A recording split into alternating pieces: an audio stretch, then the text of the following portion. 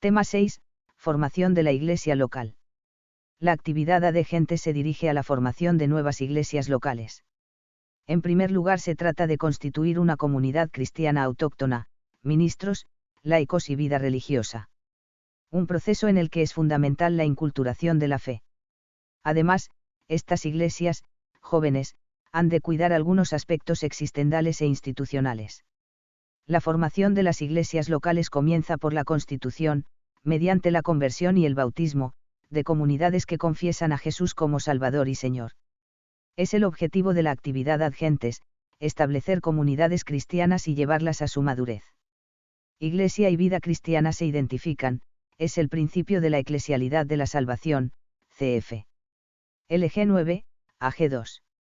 Las orientaciones para esta tarea están contenidas en el decreto AD-Gentes, del Concilio Vaticano II, y luego prolongadas en la encíclica Redemptoris Missio, 1990, particularmente en el aspecto de las relaciones entre tarea AD-Gentes y tarea ecuménica. La formación de una nueva iglesia implica la inculturación de la fe, según veremos en el segundo apartado del tema. Por último, se exponen otros aspectos existenciales e institucionales de estas, jóvenes, iglesias. 1. La comunidad cristiana, ministros, laicos y vida religiosa autóctona. El Espíritu Santo, por medio de los misioneros, llama a las gentes de todos los pueblos y culturas para constituir el pueblo de Dios. La actividad AD-Gentes suscita comunidades de cristianos que, viviendo conforme a la vocación a la que han sido llamados, ejerciten las funciones que Dios les ha confiado, sacerdotal, profética y real, agosto de 2015. La comunidad cristiana es signo de la presencia de Dios en el mundo, centrada en torno a la Eucaristía, con la palabra que le prepara a ella y el testimonio que surge de ella, impregnado de caridad. Insertada naturalmente en su pueblo, tal comunidad ha de ser el germen de una novedad de vida y de cultura. Los fieles cristianos, congregados de entre todas las gentes en la Iglesia, no son distintos de los demás hombres ni por el régimen, ni por la lengua, ni por las instituciones políticas de la vida. Epist. Ad Diognetum, 5, pg 2,1173, cf. LG, N38, por tanto, vivan para Dios y para Cristo según las costumbres honestas de su pueblo, cultiven como buenos ciudadanos verdadera y eficazmente el amor a la patria, evitando enteramente el desprecio de las otras razas y el nacionalismo exagerado, y promoviendo el amor universal de los hombres.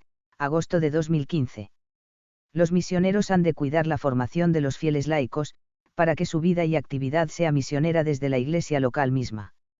La acción evangelizadora de la comunidad cristiana, primero en su propio territorio y luego en otras partes, como participación en la misión universal, es el signo más claro de madurez en la fe. RM 49. Para alcanzar esa conciencia misionera se requiere una radical conversión de la mentalidad de las personas y de las comunidades.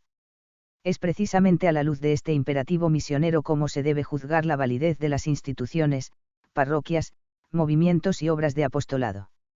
Además, conviene llevar a cabo una decidida acción ecuménica a favor de la unidad entre los cristianos de las diversas confesiones, pues, la división de los cristianos perjudica a la causa santísima de la predicación del Evangelio a toda criatura y cierra a muchos las puertas de la fe. Agosto de 2015. Los católicos han de colaborar en ámbitos sociales, culturales y religiosos, tanto a nivel personal privado como institucional eclesial. El testimonio común de los cristianos dota a la tarea misionera de una particular incisividad, al mostrar la obra de reconciliación que Dios realiza en los cristianos y por medio de los cristianos. Donde sea posible y según las circunstancias locales, la respuesta de los cristianos deberá ser también ecuménica. RM 50, sobre esta colaboración, vide el apartado segundo del tema 12. Esta colaboración es urgente ante la extensión de las sectas que siembran confusión entre los bautizados, sean o no católicos. Señalamos ahora algunas orientaciones relativas a la constitución del clero local, la formación de los catequistas y la promoción de la vida religiosa. 1.1. Constitución del clero local.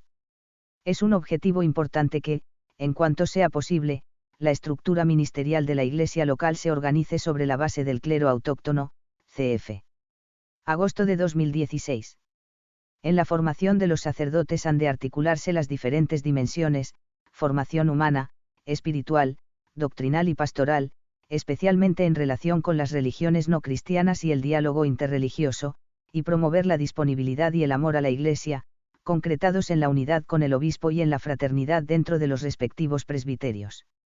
Los sacerdotes que forman parte del presbiterio enviados desde otras iglesias locales habrán de conocer la cultura y tradiciones propias de estos pueblos.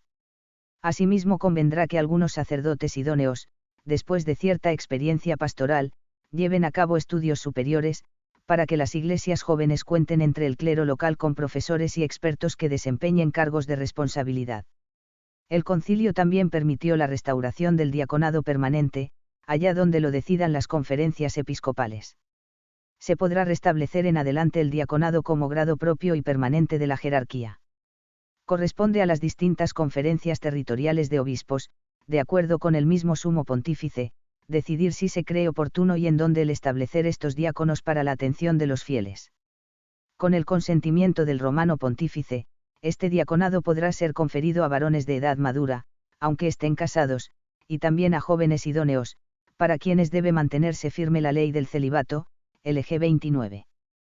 Para ello quizás se podrá contar con quienes ya desempeñan un ministerio verdaderamente diaconal, o que predican la palabra divina como catequistas, o que dirigen en nombre del párroco o del obispo comunidades cristianas distantes, o que practican la caridad en obras sociales y caritativas. Agosto de 2016. 1.2. Formación de los catequistas. Especialmente relevante es el papel de los catequistas, hombres y mujeres, que llenos de espíritu apostólico, prestan con grandes sacrificios una ayuda singular y enteramente necesaria para la propagación de la fe y de la Iglesia. Agosto de 2017. En nuestros días, esta importancia se acrecienta por la escasez de ministros. Los catequistas deben ser formados convenientemente, en particular en aquellos aspectos bíblicos y litúrgicos, catequéticos y educativos o pastorales que requiere su tarea, al mismo tiempo que se procura que vivan coherentemente la moral cristiana y aspiren a la santidad de vida. Los catequistas habrán de tener el reconocimiento de la autoridad jerárquica para ejercer su función en nombre de la Iglesia. Ha de cuidarse también su formación permanente, mediante programas y cursos en los que se enseñe a conjugar la doctrina cristiana con los datos de las ciencias y los métodos pedagógicos. Conviene que se cuide su justa remuneración y su seguridad social, si es necesario por medio de fundaciones específicas. 1.3. Promoción de la vida religiosa. Una iglesia local no debe descuidar la promoción de la vida religiosa como un elemento integral en la constitución de la comunidad, ya que refleja dimensiones esenciales de la vida cristiana. Los obispos son los principales moderadores de la presencia de la vida religiosa, también de la vida contemplativa y monacal, cf. Agosto de 2018. Las comunidades religiosas procurarán la adaptación oportuna de su vida consagrada a las tradiciones locales, aportando sus riquezas espirituales y místicas, y viceversa. Especial relevancia y discernimiento requiere el modo de asumir en la vida religiosa las riquezas espirituales que pueden contener las diversas culturas. 2. La inculturación de la fe. El Evangelio no se identifica con una cultura, y por eso mismo es compatible con todas. Además, evangelizar la cultura o las culturas, que es la forma de inculturar la fe, no supone someterlas a una dinámica extrínseca a sí mismas, porque en lo más profundo las culturas están abiertas al misterio de Dios. CFR. Juan Pablo, discurso ante la Asamblea General de las Naciones Unidas, Nueva York, 5 de octubre de 1995. A. La evangelización de las culturas toma como punto de partida las personas, y sus relaciones entre sí y con Dios, cf. GS 53. Solo la adhesión personal a la fe dinamiza la inteligencia y configura todos los ámbitos de la vida. B. Para superar la ruptura entre el Evangelio y la cultura que Pablo VI calificaba como drama de nuestro tiempo, se requiere transvasar el Evangelio en los diversos lenguajes antropológico-culturales, sin menoscabo de su contenido y de la comunión en la fe. Dicho transvase requiere discernimiento y competencia, tanto en el campo de la formulación teológica como en los ámbitos de la catequesis, la liturgia o la doctrina social. Esa es la cuestión de la inculturación, término que se usa para designar, en sentido amplio, el proceso de evangelización de las culturas. Este proceso supone, en sentido inverso, la inculturación del Evangelio. Las culturas enriquecen las expresiones del Evangelio y la fe, inculturación en sentido estricto. 2.1. La fe y la cultura. La inculturación es, una íntima transformación de los auténticos valores culturales, por su integración en el cristianismo y la radicación del cristianismo en todas las culturas humanas, Sínodo de 1985, relación final, 2, d. 4. La relación entre la fe y la cultura está presidida por la acción de la gracia, que respeta, cura y eleva la realidad humana y todas sus expresiones. Juan Pablo II ofreció orientaciones de antropología cristiana para impulsar la evangelización de las culturas. En 1987 la CTI publicó una reflexión sistemática sobre la fe y la inculturación, cf. Documentos, 19691996, Madrid, 393 a 416. Esa reflexión toma de Gaudium et Spes la idea de cultura como el cultivo de los bienes y valores de la naturaleza y, todo aquello con lo que el hombre afina y desarrolla sus múltiples cualidades de alma y cuerpo, N53. Con esos presupuestos cabe entender el proceso de inculturación, en sentido amplio, como, el esfuerzo de la Iglesia por hacer penetrar el mensaje de Cristo en un determinado medio sociocultural, llamándolo a crecer según todos sus valores propios, en cuanto son conciliables con el Evangelio, CTI, la fe y la inculturación, p. 398. También puede explicarse la inculturación como, la inserción del Evangelio en una cultura autóctona y la introducción de esa misma cultura en la vida de la Iglesia, Juan Pablo II, Slavorum Apostoli, 1985, N21. 2.2. Inculturación, historia de la salvación y misión, ad gentes. La inculturación puede verse en la perspectiva de la historia de la salvación y en el ámbito de las misiones. A. Inculturación e historia de la salvación. La intervención de Dios se inserta en la historia y cultura del pueblo de Israel. Muchos de sus elementos culturales, a veces similares a los presentes en pueblos vecinos, fueron progresivamente purificados al servicio de la alianza con el Dios vivo. La enseñanza y vida de Jesús es trascendente a toda cultura, superando toda sabiduría y moral humanas.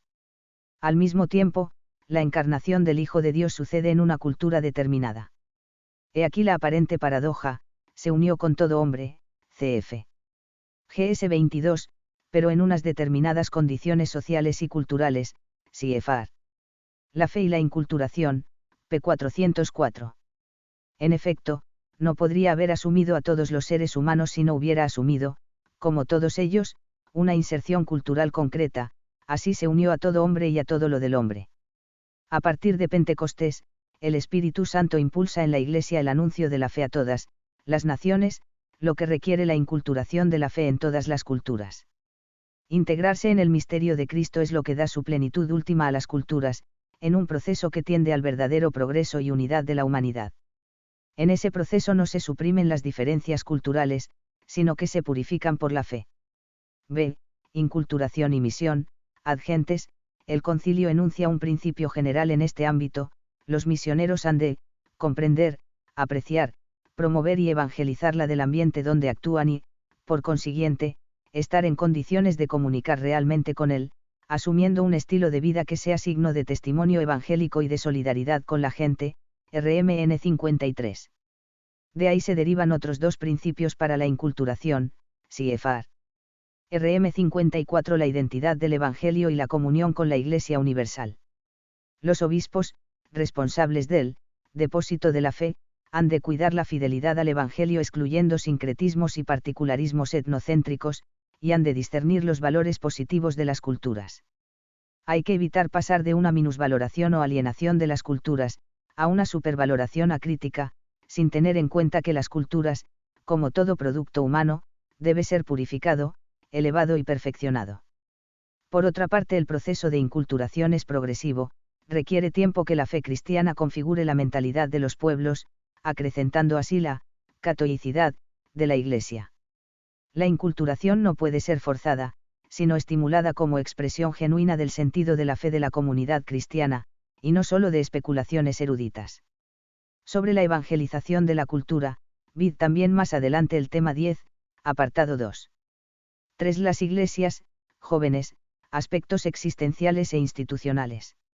Dice el Concilio Vaticano II, la obra de implantación de la Iglesia en un determinado grupo de hombres consigue su objetivo determinado cuando la congregación de los fieles, arraigada ya en la vida social y conformada de alguna manera a la cultura del ambiente, disfruta de cierta estabilidad y firmeza, es decir, está provista de cierto número, aunque insuficiente, de sacerdotes nativos, de religiosos y seglares, se ve dotada de los ministerios e instituciones necesarias para vivir, y dilatar la vida del pueblo de Dios bajo la guía del obispo propio, agosto de 2019.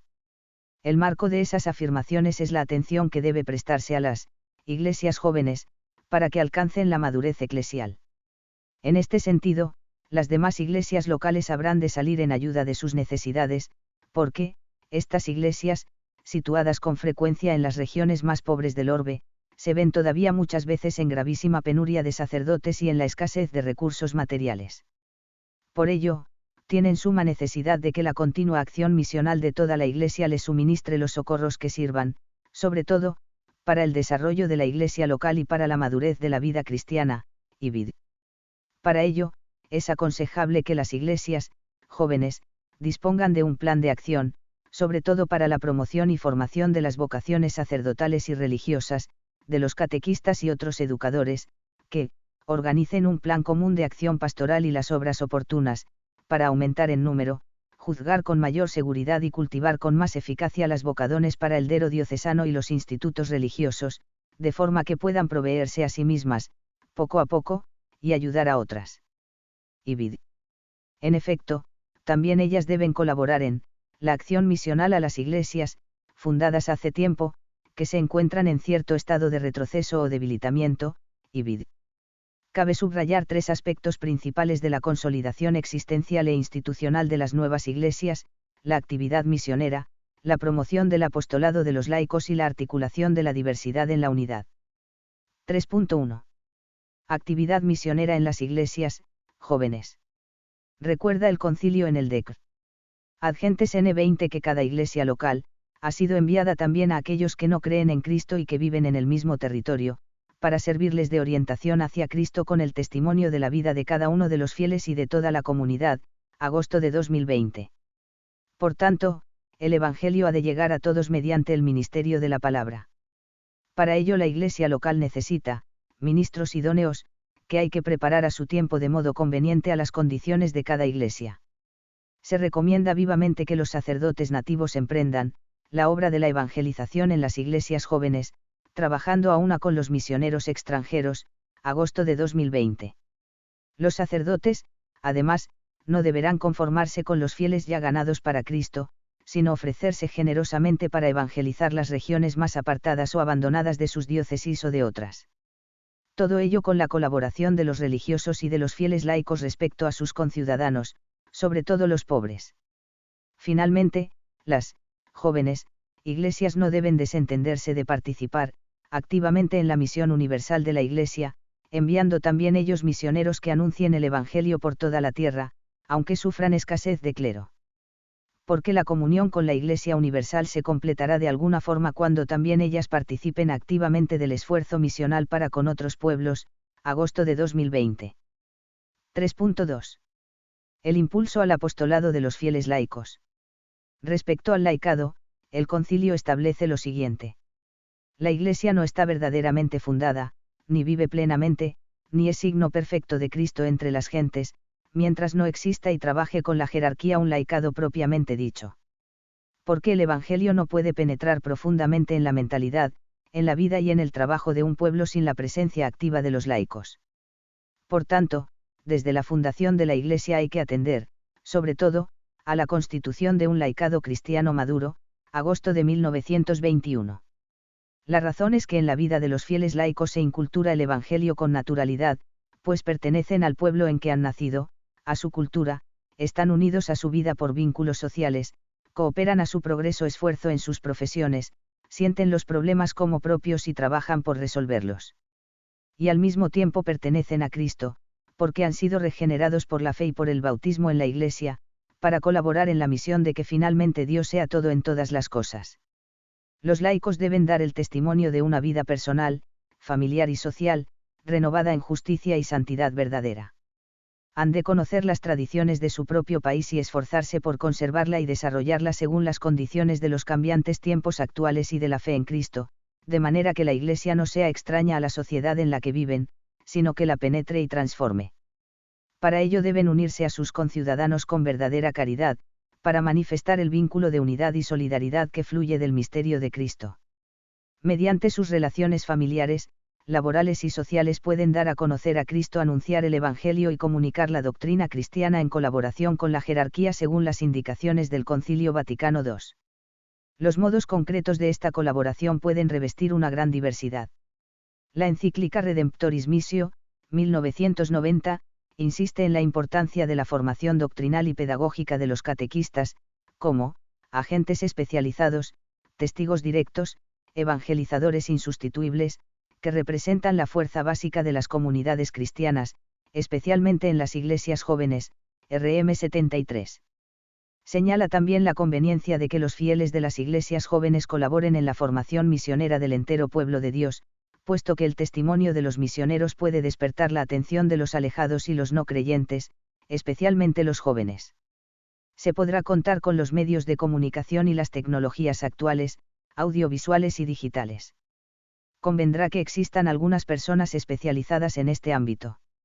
La actividad misionera deberá presentarse según su naturaleza y objetivos, anunciar y testimoniar la salvación en Cristo, fundar iglesias locales y colaborar en la promoción humana, cf.